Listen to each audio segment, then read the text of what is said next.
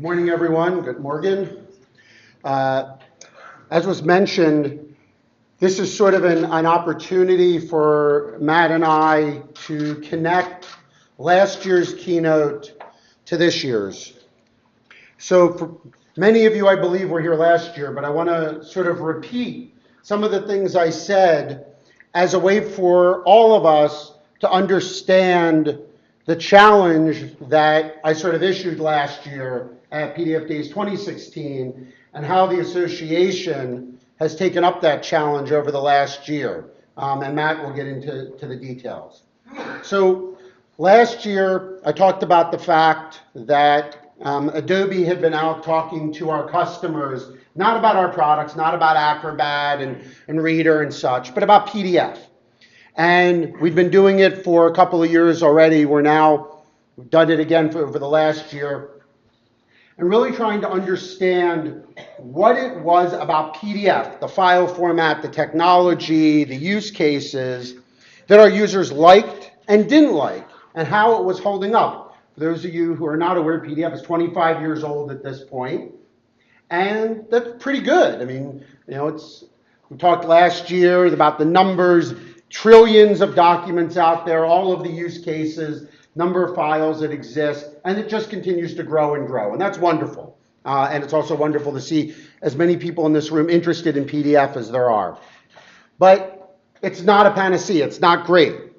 And what they were telling us when we boiled it all down was that, again, it's 25 years old. It was not designed for today's world. It was designed for a world of printers, of desktops. When we created it, there weren't even laptops, computers, let alone phones, watches, wall-sized devices. And so we came up with this idea of what would it mean for a PDF file that could work from watch to wall. It was sort of the smallest thing we could think of to perhaps the largest. What would it mean where PDF would work the way users would expect in those environments and on whatever devices? Because when we look back at its origins, it was all about communicating content, communicating ideas to different systems. Back then, it was Mac and Windows, or PCs and Macintoshes and printers. Now, we have a plethora of devices that we want to think about. And we can kind of break that down into a number of areas. First and foremost is that users have expectations of how to interact with their content that they didn't in the past. They expect content to be more interactive. They expect it to be touch-friendly.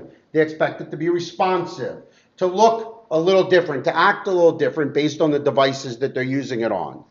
Pinch and zoom, which is what we all do today to consume our PDFs, just doesn't work. I mean, it works, but it's not what people want. It's not what they're used to. It's not the experience they desire. And so this becomes really important if we look at the fact that in many countries today, users, and this is not true just for third world, but even in America, here in Germany, everywhere, there are people who only have phones. They don't have laptops or desktop computers at all. Their only computing device is their phone.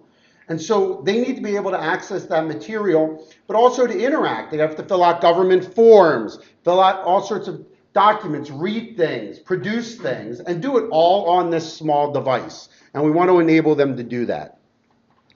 There's also a growing need for accessibility. And normally we think about accessibility as people who are blind or deaf. But, many of us in this room are getting older. We're all getting older, some of us more so than others. And that affects our eyesight. That affects the ability for us to see these documents at very small point sizes. Color blindness. All these, even little things like that, are extremely important.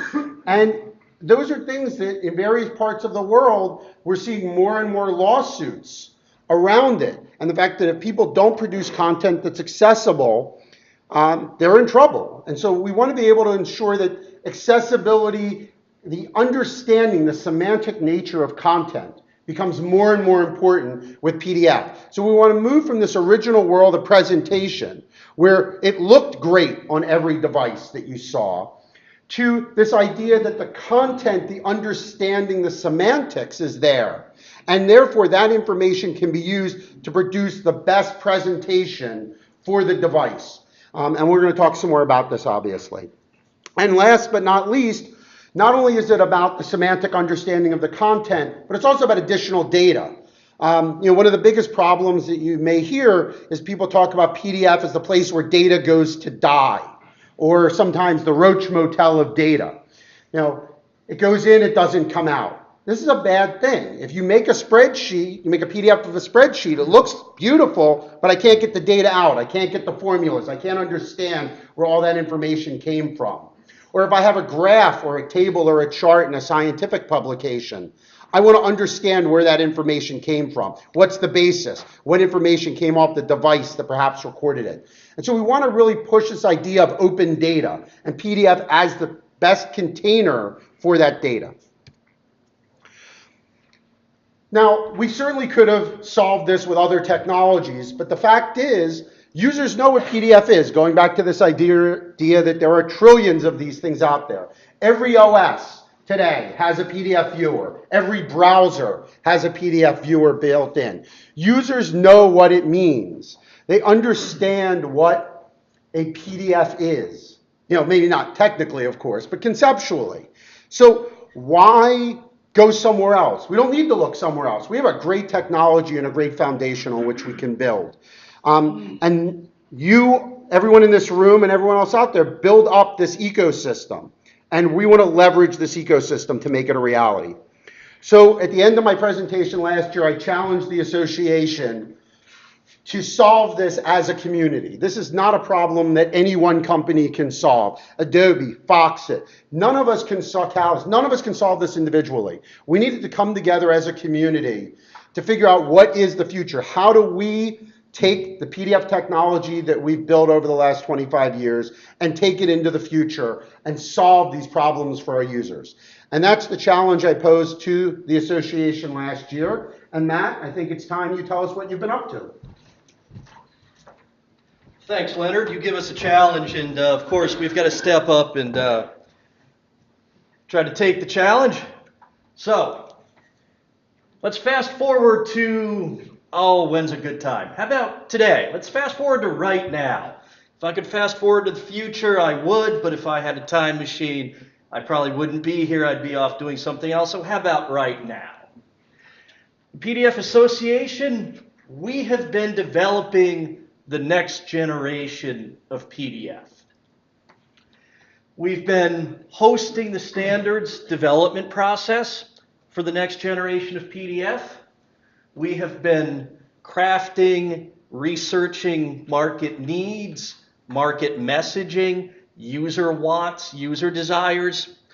We've been leading not just the development of a standard for the next generation of PDF, but also implementation best practices, white papers, use cases, all of the what do people need to understand to really build up an ecosystem of implementers, of users, of really satisfied customers, as well as managing the mechanics of the day-to-day of all this document editing, all of this discussion, all this debate, publication.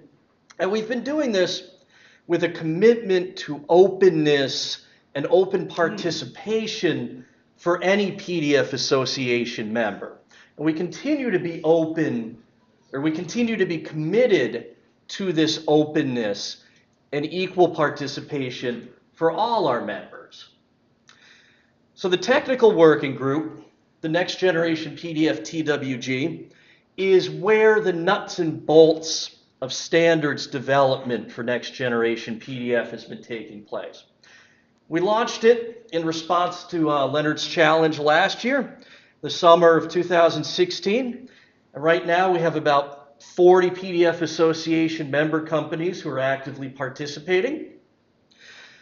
This is an open forum for debate, for discussion, for dialogue, for discovery about what it means to be or to have the next generation of PDF. We've been publishing draft standards on a frequent and often basis. And as I said, anyone who's interested in participating who hasn't been already, feel free to find out how. Feel free to ask me how to join that. The marketing working group is where we've been working on crafting the messaging and gathering market needs for the next generation of PDF. That was also launched in the summer of last year. We have about 25 association member companies who are active in that. That's where we're conducting market research, where we're crafting messaging for the next generation of PDF, where we've been promoting awareness of our activities around next generation PDF within the PDF Association. And again, just like crafting the standards or the technical part, this is an open process. Any PDF Association member is welcome to participate. Feel free to ask me for information. Well, that's great. So what is it that we're developing? What did we develop? Well, I can tell you the next generation of PDF will begin with PDF 2.0 at its core. We're future-looking, we're forward-looking. We don't have a desire to carry things that we don't need from the past with us. Next generation of PDF will be well-tagged PDF from the start. We believe accessibility is key for the market, not just from a regulatory standpoint, not just because we don't want to be sued, but because we want to serve the broadest possible user community. So those who might be vision impaired, those who may have learning disabilities, those who may be computer processes and need to be able to automatically extract information from PDFs. But we're keeping the PDF value proposition. The next generation of PDF will continue to remain an open document interchange format with a focus on reliable document rendering, reliable printing, reliable interchange. Users will continue to be able to pass PDFs to each other and expect consistent results across people, across platforms, across space and time. But the next generation of PDF, we know user expectations evolve. Consistent rendering, consistent and reliable presentation doesn't mean completely static anymore. Users expect renditions that adapt to how they are viewing their PDFs. The next generation of PDF brings author-driven adaptability to different devices, different viewing circumstances, and different ways in which PDFs may be rendered. Rendering not just a visual process, but rendering also being things such as text-to-speech, such as creating alternate views of the information in PDF. This will extend PDF into a whole new variety of workflows and use cases and really help put together some of the existing strengths of PDF in a standardized format to really bring PDF's value proposition to the current and the next generation of users. When we say next generation PDF, we're not just talking about the next generation of standards, the next generation of technical minutia, but we're really also talking about the next generation of applications, the next generation of workflows that we enable for the next generation of PDF consumers. And we seek to do this with as broad participation from the ecosystem and from the industry as possible. We've started this with broad and open participation, and our intent is to continue to broaden the participation that we've seen from everyone who's helped out and really bring it as many voices and as many stakeholders as we can into the process. So, the next generation PDF track at PDF Days, we'll dive deeper into this. We'll have sessions on the core concepts behind next generation PDF. That'll be the next presentation in this room. There'll be sessions on the relationship next generation PDF to other technologies, how next generation PDF helps to overcome some of the challenges in content presentation on screens from watch to wall, as Leonard says, as well as situations where there may be no screen at all. We'll have sessions on server-side workflows, on accessibility benefits to documents that next generation of PDF will bring, as well as enhancements to content and how one can repurpose this in better, more reliable, more robust ways in the next generation PDF, as well as some tips on best practices in document creation for next generation of PDF. So Leonard and I, we encourage you to join us. So please join us in learning about the next generation of PDF over the next couple days. Please join us as we go forward to help create the next generation of PDF. And please join us in helping to promote the next generation of PDF. And our mission as vendors, as users, as people who want to help the world communicate, we implore you to help us in this mission and help promote the next generation of PDF and the next generation of being able to communicate with people reliably, not just today, but for tomorrow, for the next generation. So I want to say here's to the next generation of PDF. And thank you, everybody. Thank you, Leonard. Thank you.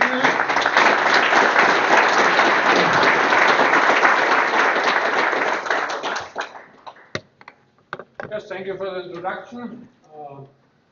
Very did not, a lot of things will come in the tracks, but any general questions we have already at this point for the next generation? The first one. So last year we talked about. I think we have one over here. Okay. Oh, no, we can do this. What about backward compatibility? Will it be fully backward compatible with 1.7? So PDF 2.0 is not, it's a forward-looking standard. It's predominantly compatible with PDF 2.0, but there are some constructs that PDF 1.7 and earlier processors may not be entirely compatible with. Next generation of PDF being based on PDF 2.0 will be compatible with PDF 2.0 based processors. And whether they are aware of the next generation of PDF or whether they are more standard processors. So Matt, what would be an example of those constructs? Well, so it's a good question. So let me take it a little bit further. So I'll answer that and then sort of go back. So one of the things, you'll hear a lot about this tomorrow in Peter Wyatt's talk when he introduces PDF 2.0, so I don't want to steal too much of Peter's thunder tomorrow. But one of the other things you'll also see that we did in PDF 2.0, as we went from 1.7 to 2.0, is we tightened down certain things that historically had been best practice that now are mandatory. For example, PDF has to start at byte 0 and there can't be anything at the end of the file. Those have been best practice, now they're more mandatory. Certain things about font, I'm not thinking of them off the top of my head, but Peter will rattle them off. Certain things about font usage. We also got rid, or we should say not get rid, we deprecated many things. Meaning that something you could have in a 1.7 file, while it's allowed in a 2.0 file, it won't be processed in a 2.0 file. Old things, proc sets, the original media annotations, things like that. So as we thought about next generation PDF, we wanted to start with the current generation, if you will, which is PDF 2.0. So is it backwards compatible? yeah, I mean, you can open one in a PDF 1.7 processor, but it's not necessarily guaranteed to work the exact same way. Just like opening 1.7 and 1.6 or 1.5 works, but it's not guaranteed to work exactly the same way. But that was also, I just want to say, that was also part of our design. We wanted something that was not this huge leap forward. We didn't want to break. Backwards compatibility, to a certain extent, was a key goal. We could have just jumped, and this is my presentation tomorrow morning, we could have jumped on a completely different bandwagon for the future of PDF. And that was bad, for all the reasons I mentioned before about the ecosystem and users' understanding. So that was not a direction we wanted to go. Did you want to say something else, Matt? Okay. Thank you.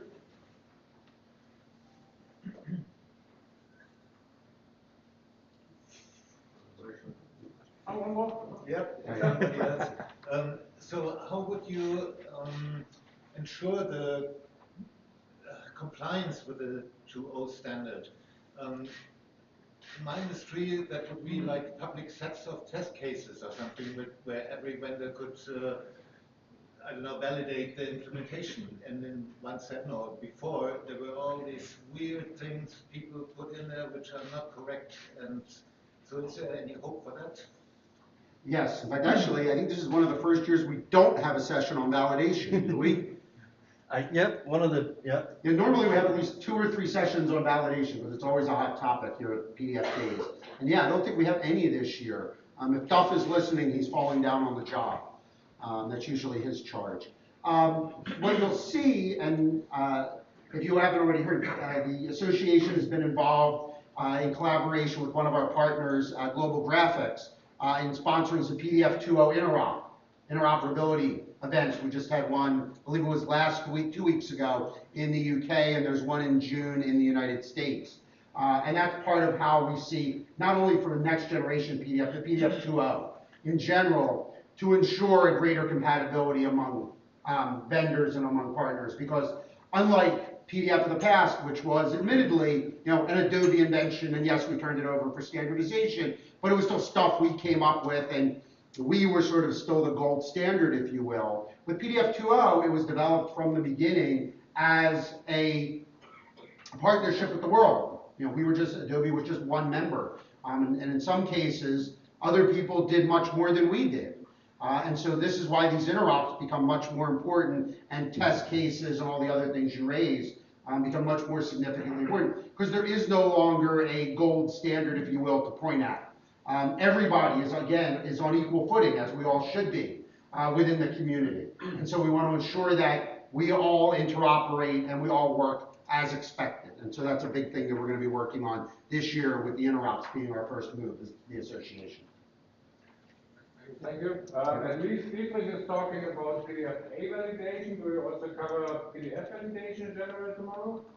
It will be mostly about PDF-A validation, because there we have the most experience with, and it will be about new developments in validation for PDF-A, and it will also cover PDF-2. Oh. Great. So we do have a session tomorrow. Thank you, Dietrich, for stepping up to There's that. one in the morning. It will be right after the session. More questions? Definitely, for those interested, stay and listen to the next session. Duff is going to give a great presentation, which will go into much more detail about the things we've been working on for the last year. So if you are interested, I highly recommend stay and listen for Duff's presentation.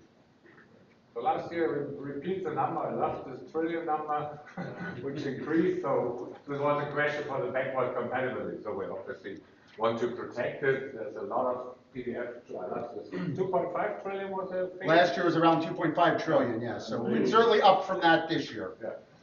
Okay. And yeah, can you comment roughly about the timeline? So Matt presented the technical working group started in August. Also the marketing working group, so that's 9 months. Obviously these days, I think you technical guys will do a lot of discussions and hopefully find some new ideas. Right, yep. So both of those started up last summer.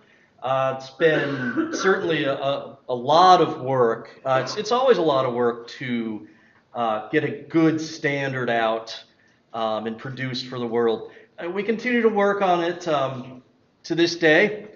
Our work continues. We have our next technical working group meeting next month, coming up in Boston in the United States, and from there, we'll determine what our next steps are and what our timeline is. We don't really have a firm timeline yet. We would rather get this standard right the first time rather than rush something out and have to issue a 2.0, very quickly after that. So we're going to do it well. We're going to take the time that it takes to do it well, but we're also committed in that to getting it out as quickly as we can do it well.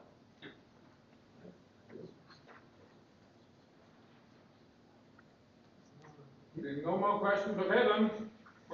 Good in time, but if you need more time for our coffee break, then we start with the parallel track. So the next generation will be here, and the others are in the closed room. Yes, please have your first coffee, talk to other attendees, and maybe you start already with a quiz of the exhibit as you feel comfortable. Okay, thank you for the Thank you, everyone.